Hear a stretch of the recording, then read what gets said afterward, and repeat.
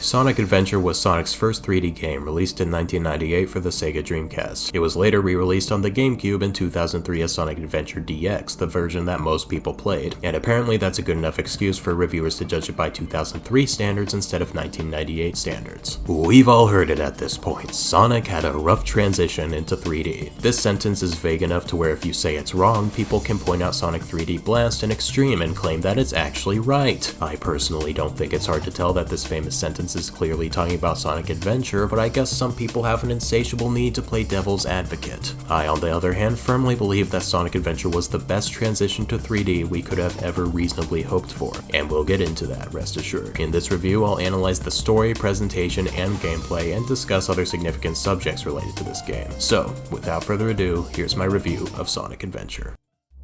Being the series jumped to 3D on the Dreamcast, Sonic Adventure was able to realize a lot more of Sonic Team's ambitions than the previous games on the Genesis. One of these ambitions was a grand, high-stakes story told from multiple characters' perspectives. The underlying plot is straightforward. Eggman has awakened an ancient monster called Chaos, which is made of water and can shapeshift every time it's fed a Chaos Emerald. Therefore, Eggman wants to gather the Chaos Emeralds to transform Chaos into its ultimate form and destroy the city of Station Square and build his dream city on its ruins. Sonic and friends set out to stop him. What sets this game apart from other games at the time is that it has multiple playable characters who all have their own perspective of the story. This is great for many reasons, some of which I'll have to save for later, but what I will say right now is that I love how this not only fleshes out the plot itself, but also allows for all of these characters to get a lot of focus and development. Tails, who was previously not much more than a player 2, now has his own arc about overcoming his dependency on Sonic and saving Station Square all by himself. Gamma has a moving story about rejecting Eggman's orders and sacrificing himself to save the innocent Flicky that was being forced to power him. Sonic Adventure is full of character study, and it's a really underrated aspect of this game.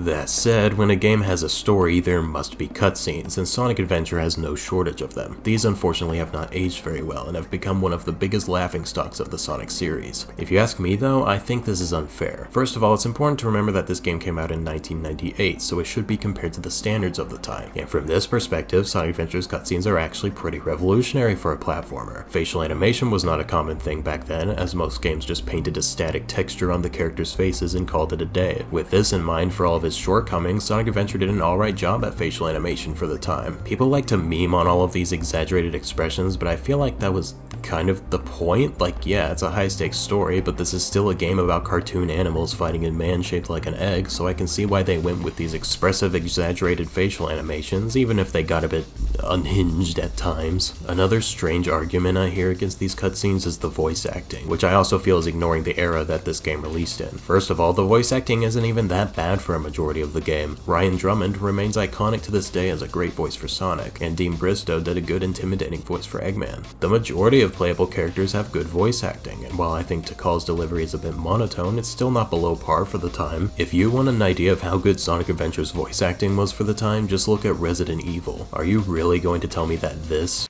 Stop it! Don't open that door! What is it? —is better than this? I'll find that Eggman and put him out of commission! In general, the presentation in this game is quite good, taking advantage of the powerful Dreamcast hardware. We've got dynamic lighting, high-resolution textures, and some stellar in-game character animation. The soundtrack is also excellent, featuring a large variety of genres and even vocal tracks for every playable character. If I could critique one thing about Sonic Adventure's presentation, it would definitely be the sound mixing. A grand majority of sound effects used are excellently designed and placed, but that doesn't really matter if I can't hear them. When I home in on an enemy and it explodes, I don't really get proper feedback because the explosion sound is so quiet that it removes the impact it would have otherwise had. This is also the one criticism of the cutscenes I can absolutely understand. Why is the music so loud? If it weren't for the subtitles, the story would be basically impossible to follow.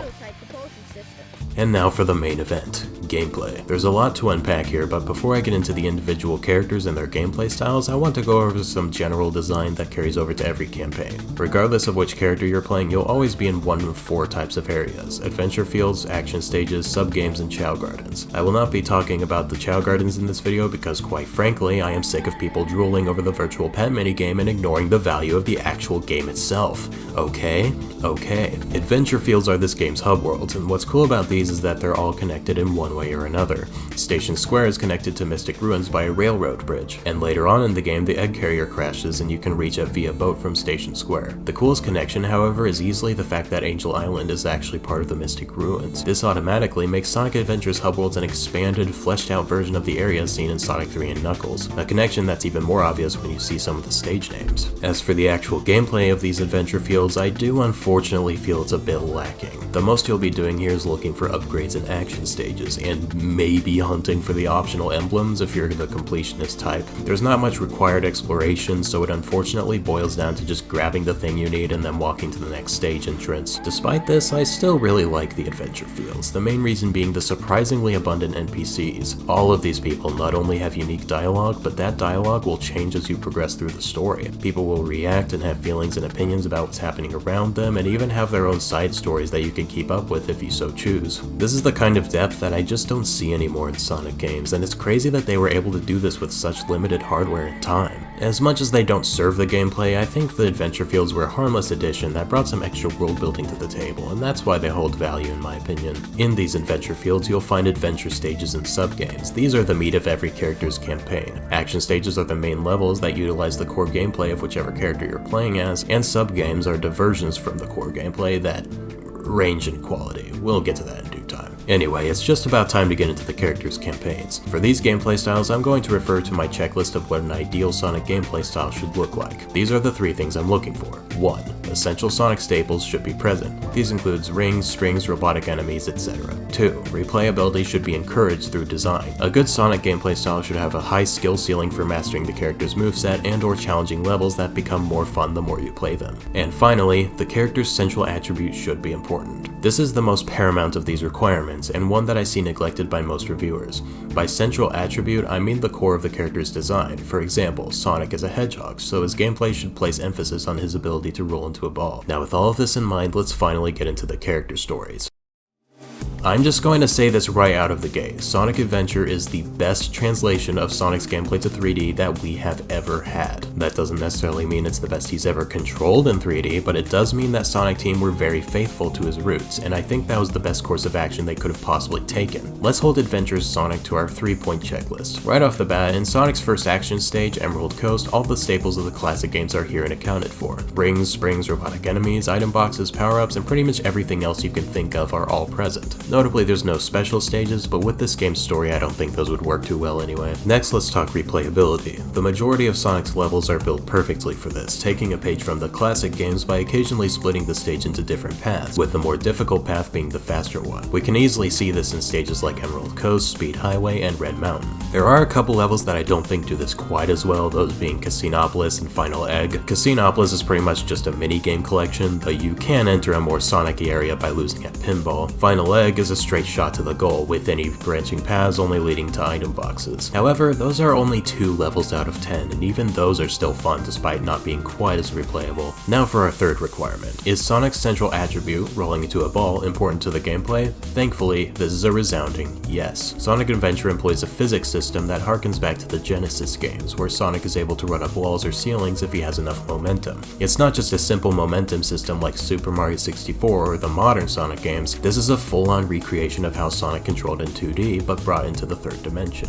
New to this game is the homing attack, which might just be the most genius thing Sonic Team has ever come up with. In the classic games, you often had to jump on enemies to defeat them, which made perfect sense. However, landing jumps on moving objects in 3D is significantly harder, so Sonic Adventure now allows you to press the jump button in the air, which will make Sonic lock onto and dash towards nearby objects in ball form. Chaining this attack is one of the most satisfying things about 3D Sonic, and one of the few staples that has remained in every game ever since Adventure. Returning from the previous games is the Spin Dash, a move that when held down will launch Sonic forward in ball form, allowing him to roll down slopes and damage any enemies in his way. My only issue with the Spin Dash in Sonic Adventure is the fact that you can use it while moving. As fun as it is to spam it to gain speed, I wish tapping the button while in motion would instead put Sonic into a normal rolling state like how the classic games did. Even with that said though, this is still a great transition into 3D for Sonic, and the best that I think anyone could have reasonably hoped for back then. As I mentioned before, before though, action stages aren't the only levels in Sonic Adventure. We also have sub-games, and in Sonic's case these are on-rail shooting levels where you pilot the tornado. I don't hate these levels, and I definitely think it's good to break up the pace every so often, especially since this game doesn't have special stages. However, I just find these levels kind of boring. There's not a lot to them, all you do is move the plane around sometimes and spam the shoot button. I just think they could have done a better job with these, that's all. Story-wise, Sonic's campaign is pretty straightforward, having him chase down Eggman with Tails by his side, and defeating him at the end of it. Sonic doesn't undergo any kind of development like the other characters, but honestly I think that's for the best. Sonic is a static protagonist that's more focused on lifting others up, a light in the darkness that motivates change in others, and I think that's a strength of his characterization in these early 3D games. Overall, Sonic's campaign is a perfect example of how to make a Sonic gameplay style in 3D, and its straightforward story makes it a simple and fun time.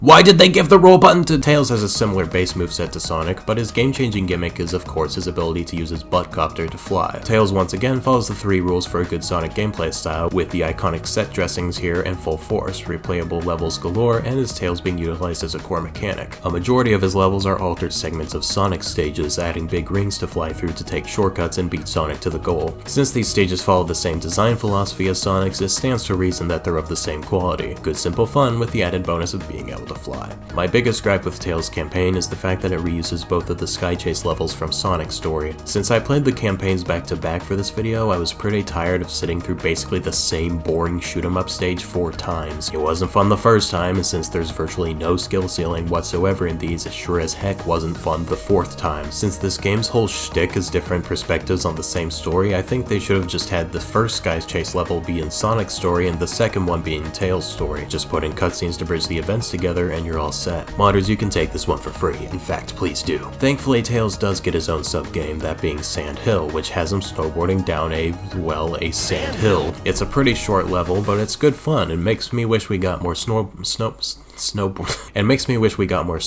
sections in this game. Anyway, Tails' side of the plot follows Sonic pretty closely for the first half, but towards the second half the two get separated and Tails has to man up and face Eggman by himself. It's a short but sweet character arc that would carry over into Sonic Adventure 2, and it's really cool to look back on. Definitely one of my favorite stories in this game.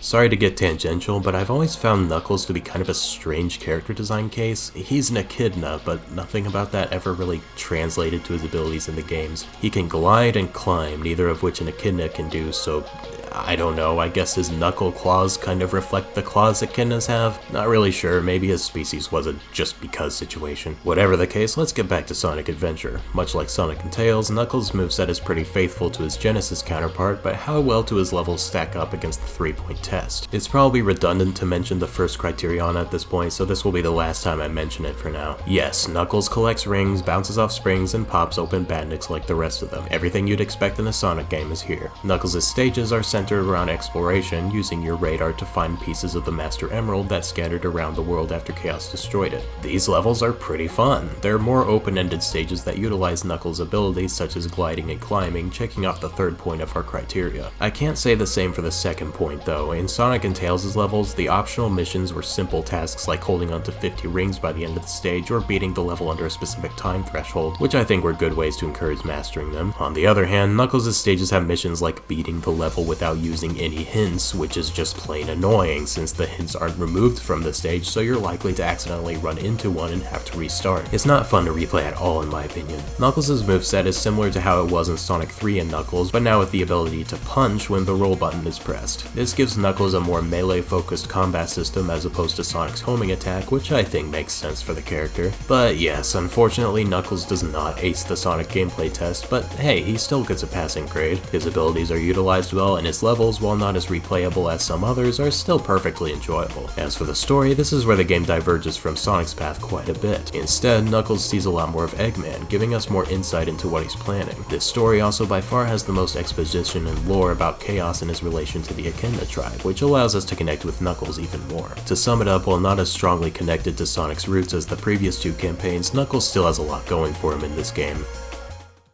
Sonic, Tails, and Knuckles all had previous games to base their gameplay, but Amy Rose on the other hand had her playable debut in this game, so Sonic Team had to come up with something new. In Amy's levels, you're supposed to beat the stage before the big evil robot can catch you. Despite seeming like a fast-paced concept, these are some of the more slow-paced levels in this game due to a few factors. First of all, Amy's movement speed is significantly slower than any of the previous characters, with her absolute maximum speed being her running hammer attack, which to its credit is pretty fun to pull off. The second factor is that these stages are more puzzle-oriented than the others, giving them a much more casual pace. I don't particularly mind this, but I do find it strange considering that this robot is on your abs for the whole level. You'd think this would bring an element of challenge, but I can't recall a single time I've ever actually been caught by this thing. If it ever gets too close, you can hit it with Amy's hammer and stun it, so there's no real difficulty here.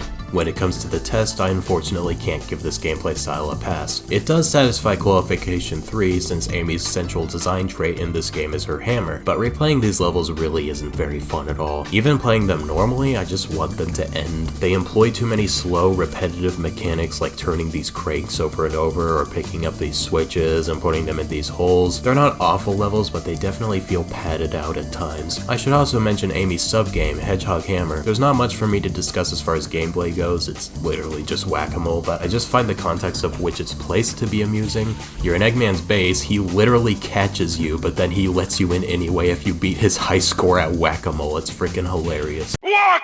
I can't believe this is happening! Amy fares a bit better story-wise. She finds this Flicky, decides to help it find its family, and eventually ends up crossing paths with Gamma, bringing closure to both of their stories. It's a short but sweet campaign.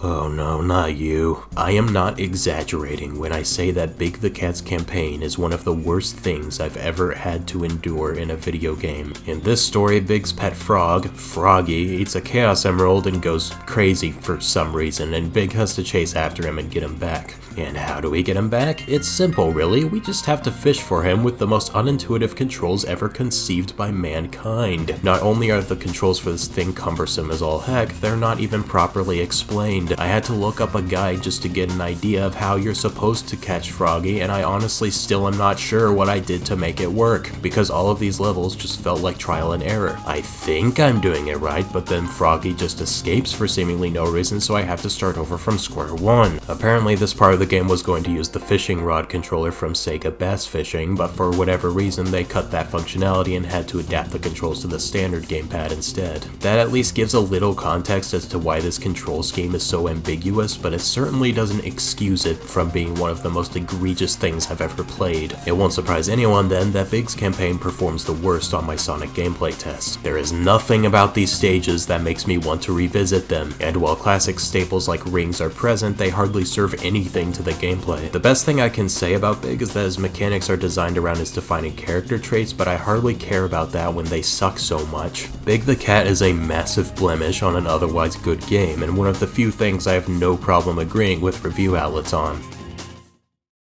After enduring Big's fishing adventure, Gamma's campaign was such a breath of fresh air. Like in most of the other playstyles, his primary goal is getting to the end of the stage, but what sets Gamma apart is the fact that he can shoot, and it's a surprisingly well implemented mechanic in this game. Holding the attack button will start targeting shootable objects, and releasing it will release a volley of bullets that hit them all at once. It's a satisfying mechanic that's made even better by the pacing of these levels. While a bit on the short side, the pace is a good balance between Sonic's high-speed stages and Amy's casual ones. Gamma's normal walking speed is slow, but walk for long enough and he'll change to a hover mode that feels good to control. It reminds me a bit of how sprinting feels in the old Doom games. This gameplay passes the test with flying colors. The optional objectives are more akin to Sonic and Tails' missions, making them satisfying to replay and master, and Gamma's robotic design is utilized flawlessly by his unique moveset that sets him apart from the rest of the cast. And we can't forget the story here, which is one of my favorites in this whole game. Gamma starts out as a drone created by Eggman that obeys his every command. However, he begins to have a change of heart when he sees how Amy cares for the lost Flicky, and this culminates into one of the most emotionally driven endings in the whole series.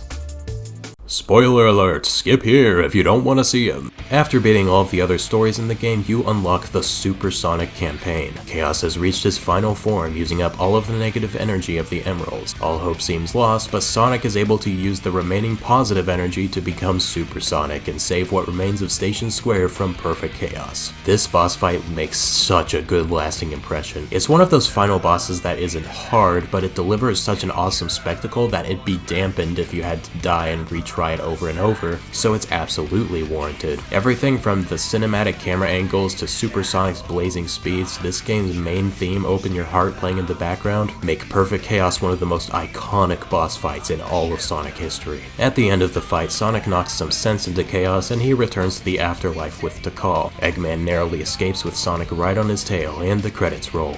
You know, for the 7th unskippable time.